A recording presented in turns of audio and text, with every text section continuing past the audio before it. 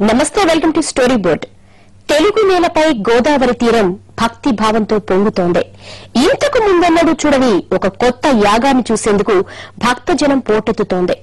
పవిత్రత, ఆధ్యాత్మికతలకు నెలవైన భద్రాచల క్షేత్రానికి సమీపంలో జరుగుతున్న అతిరాత్ర సోమయాగం ఆఖరి దశకు చేరుతున్న కొద్దీ జనంలో ఆసక్తిని పెంచుతోంది. 12 రోజుల పాటు అతి కఠిన నియమాలతో జరిగే ఈ అతిరాత్ర సోమయాగం బుధవారం రాత్రితో ముగియబోతోంది. ఓవైపు ఈ యాగాలతో ఉపయోగం లేదని, మూఢనమ్మకాలను ప్రోత్సహించవద్దని జన విజ్ఞాన వేదిక లాంటి సంస్థలు హెచ్చరిస్తుంటే, వేద పండితులు చెబుతున్నట్లు ఆఖర్లో ఎలాంటి మిరాకిల్స్ క్రియేట్ చేస్తుందోనని లక్షల మంది జనం ఎదురుచూస్తున్నారు. అతిరాత్ర మహాయాగం నిజంగానే మానవులకు యోగాన్ని కలిగిస్తుందా? పండితులు ఏమంటున్నారు? నాస్తికుల వాదన ఎలా ఉంది? ఇది ఇవాల్టి స్టోరీ బోర్డ్.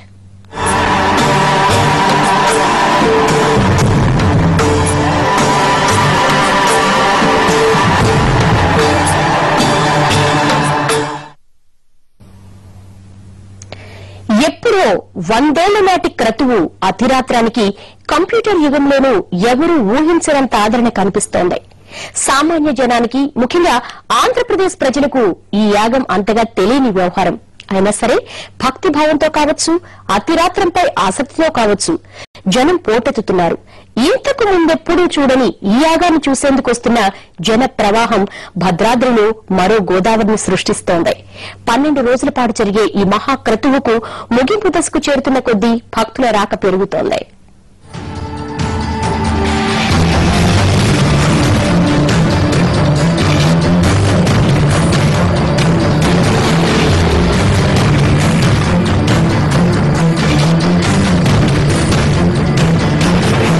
రాష్ట్ర ప్రజలు గతంలో ఎన్నడూ చూడని ఒక మహాక్రతువుకు పవిత్ర గోదావరి తీరం వేదికయింది. ఏప్రిల్ 21న మొదలై 12 రోజుల పాటు జరిగే ఈ మహాయాగం బుధవారంతో ముగియబోతోంది.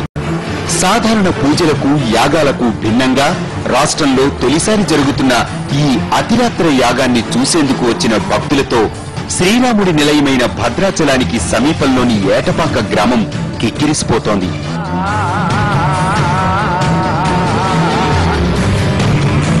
तव प्रणीति हरोन इन्दो देवेषु रत्नमभजन्मतीरो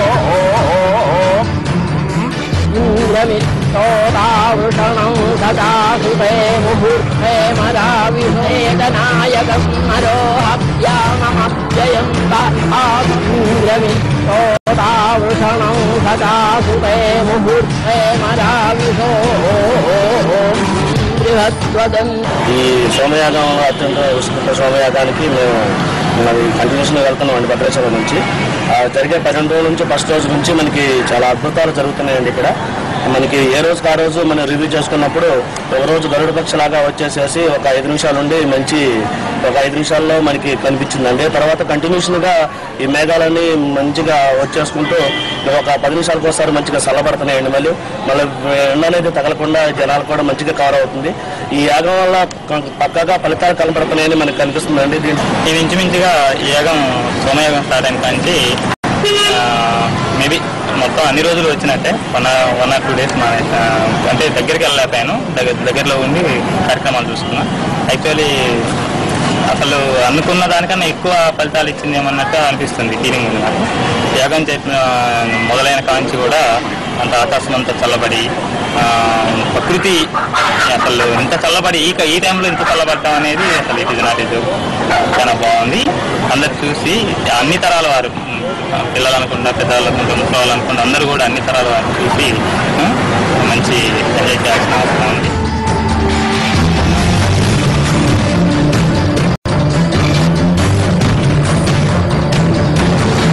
పేరులోనే కాదు, పూజా విధానంలోనూ ఎంతో ప్రత్యేకంగా కనిపిస్తున్న ఈ అతిరాత్ర మహాయాగంపై రాష్ట్ర వ్యాప్తంగా క్రేజ్ ఏర్పడింది.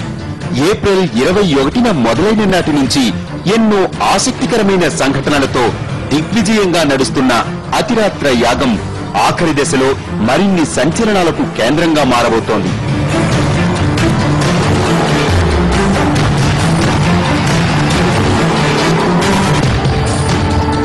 చివరి రోజున ఏం జరుగుతుందో అన్న ఆసక్తితో లక్షల మంది ప్రజలు ఏటపాక గ్రామానికి తరలి వస్తున్నారు. యాగ నిర్వాహకులు ఊహించిన భక్తుల సంఖ్యకు 10 రెట్లు ఎక్కువ జనం ఏటపాకకు చేరుకున్నారు. విలక్షణంగా విభిన్నంగా నడుస్తున్న ఈ యాగాన్ని ఉత్సుకతతో పరిశీలిస్తున్నారు ప్రజలు. ఇంత ప్రత్యేకత ఉన్న యాగం తమ గ్రామంలో జరగడంపై ఏటపాక గ్రామస్తుల ఆనందం అంతా ఇంతా కాదు.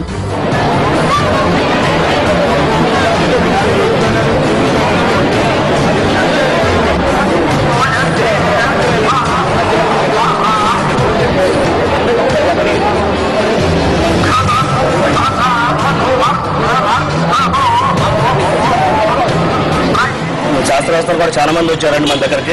వాళ్ళు కూడా చూసినప్పుడు ఈ యాగం వల్ల కొన్ని కేరళలో ఎలాగైతే అద్భుతాలు బయటపడ్డాయో మన భద్రత ఆలయం ధనవంతం ఎలా బయటపడతాయి, ఇక్కడ భద్రాచలంలో కూడా అలా విధంగానే కొన్ని మంచి కార్యక్రమాలు కొన్ని మంచి విశేషాలు బయటపడతాయని వాళ్ళు చెప్తున్నారండి. ఈ యాగంలో మేము కూడా పాల్గొంటూ మా పూర్వజనం సుకృతంగా మేము భావిస్తున్నాం. ఈ యాగంలో ఇక్కడ ఎక్కడో కేరళ జరిగిన యాగాన్ని మన ఆంధ్రప్రదేశ్లో భద్రాచలంలో ఈ రాముల వారి సన్నిధిలో జరగడం అనేది మేము చేసుకున్న పుణ్యంగా మేము భావిస్తున్నాం. My name is Likita. We are here natives of Bhadrachalam. ఇక్కడ జరిగే సోమయాగం చూసాం మేము. 10 days నుంచి నేను వెళ్తున్నాను. చాలా అద్భుతాలు జరుగుతున్నాయి. మేము చాలా హ్యాపీగా ఫీల్ అవుతున్నాం ఇది చూసినందుకు. మేమే కాదు, ఇది అందరూ చూడాల్సింది. చాలా బాగుంది. రేపు కూడా ఇంకా చాలా బాగుంటుంది. గత 11 రోజులుగా జరుగుతున్న అతియాత్ర యాగం ఆంధ్రప్రదేశ్ కు వెరీ వెరీ స్పెషల్. ఎందుకంటే సత్యనారాయణ వ్రతాలు, పూజలు, పునస్కారాలు, చిన్న చిన్న యాగాలు చేయటమే తెలిసిన తెలుగు ప్రజలకు మలయాళ సంప్రదాయం నుంచి అతిరాత్రం ప్రత్యేకంగా కనిపిస్తోంది. యాగ ఫలాలు కూడా వెంటనే ఎఫెక్ట్ చూపిస్తాయన్న ప్రచారం కూడా ఉండడంతో యాంగ్జైటీ మరింత పెరిగింది. పైగా పవిత్ర పుణ్యక్షేత్రాలలో మాత్రమే జరుగుతుందన్న పేరున్న ఈ అతిరాత్ర సోమయాగం ఆంధ్రప్రదేశ్ లో, అందులోనూ పవిత్ర గోదావరి నదీ తీరాన జరుగుతూ ఉండడంతో ప్రజల్లో ఆసక్తి రెట్టింపయింది. రోజుకు 30,000 మంది భక్తులు వస్తారనుకొని వేసిన అంచనా రోజు రోజుకు పెరిగిపోయి యాగం ముగింపునకు ముందు రోజు 3 లక్షల మంది భక్తులు యాగం జరుగుతున్న ఏటపాక గ్రామానికి ముంచెత్తారు.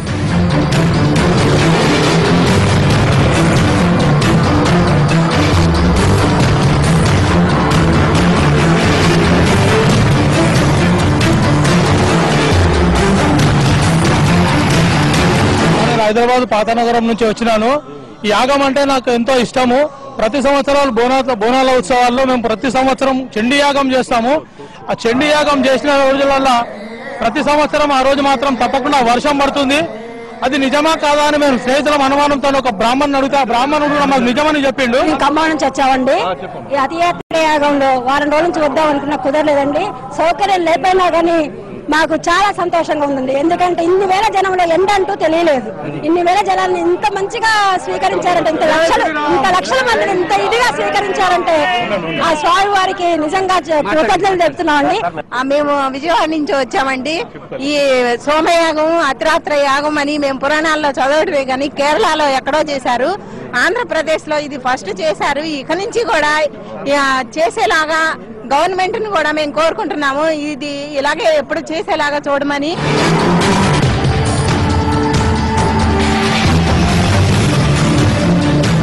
యాగం ప్రారంభిస్తే వర్షాలు కురుస్తాయని ప్రచారం కావటం, ఆ ప్రచారాన్ని నిజం చేస్తున్నట్టుగా అతిరాత్రం మొదలైన కొద్ది రోజులకే భారీగా వర్షాలు పడడంతో ఇదేదో చిత్రంగానే ఉందనిపించింది చాలా మందికి. ఇక భక్తులైతే దీన్ని యాగఫలంగా భావించి పులకించిపోయారు. యాగ ప్రక్రియలో 9వ రోజున నంబూద్రి బ్రాహ్మణులు ప్రవర్గ్యం అనే విభాగంలో మహావీర పాత్రలో ఆవు నెయ్యి బాగా మరిగించడంతో ఒక్కసారిగా ఉష్ణగోళం ఉద్భవించి అంతర్ధానమైంది. దీని ద్వారా 4000 సెంటీగ్రేడ్ డిగ్రీల ఉష్ణోగ్రత పుట్టినట్లు అంచనా వేశారు. ఈ ఉష్ణగోళాలను ప్రత్యక్షంగా చూసేందుకు భక్తకోటి అమితాశక్తిని ప్రదర్శించింది.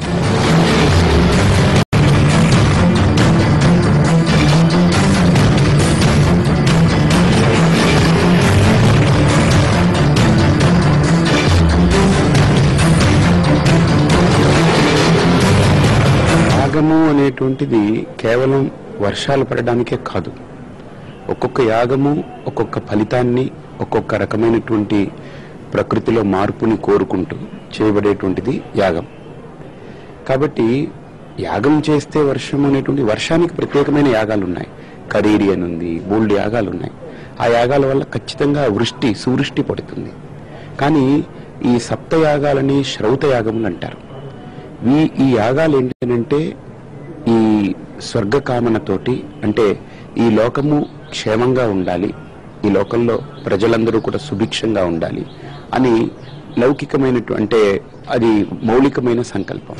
గత 10 రోజుల పాటు స్వచ్ఛమైన మేకపాలు ఆవు నెయ్యితో జరిగిన యాగం చివరి 2 రోజులు మాత్రం కేరళ నుంచి తీసుకువచ్చిన సోమలత అనే మొక్క నుంచి తీసిన సోమరసంతో నిర్వహిస్తున్నారు.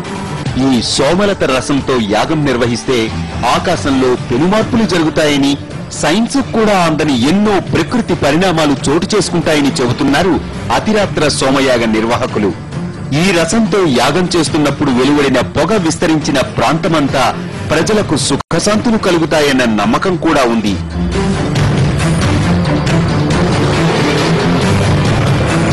ప్రతి యాగానికి ఒక్కొక్క వైశిష్ట్యం చెప్పారు. ఈ యాగానికి వచ్చేటువంటి వైశిష్ట్యం ఏంటనంటే ప్రజలలో ఈ అపోహలు తొలగి, అన్యోన్యత కలిగి, ఎక్కడ ఈ అంటే డిస్టర్బెన్సెస్ లేకుండా చక్కటి ఒక సమతుల్యత కలగాలని ఆ భావనతో దీని యొక్క వైశిష్ట్యంగా చెప్పుకోవచ్చు. రాజ్యం కానీ ప్రజలు కానీ వీళ్ళందరూ కూడా హాయిగా ఉండేలాగా ప్రార్థన చేసేటువంటి యాగం ఇది.